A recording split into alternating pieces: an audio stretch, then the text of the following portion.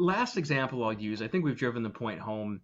There were 9 contiguous lots in Durango, Colorado. We got a lead on a few years ago, and it looked pretty solid. It was pretty substantial topography, though, but it's in the mountains. It's in Colorado, so we thought that might not be an issue.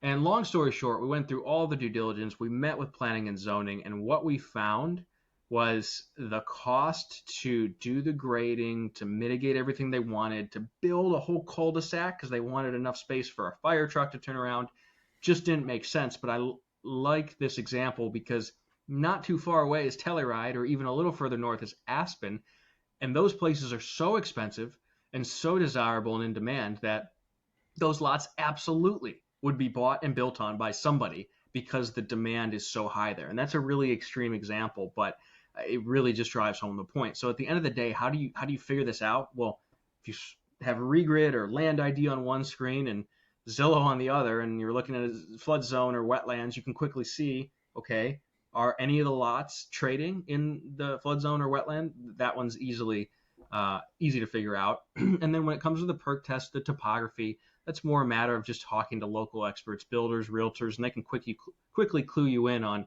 okay, you need to do engineered septic. Well, how much is it going to cost? Will builders eat that cost, or are there enough lots available with suitable for standard septic lots that it doesn't make sense? So local experts are a big part of this equation.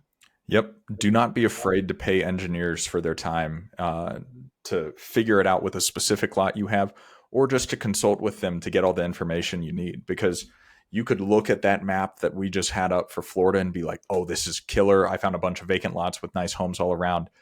And now you know why they're not selling. And with that being said, there could be pockets like that in other states where there's a ton of land out there that people inherited or have had for a long time, that laws can change, regulations can change, all sorts of things that can change. But the only way you're going to have that insight is by building your local team of experts that really, really know land as an asset.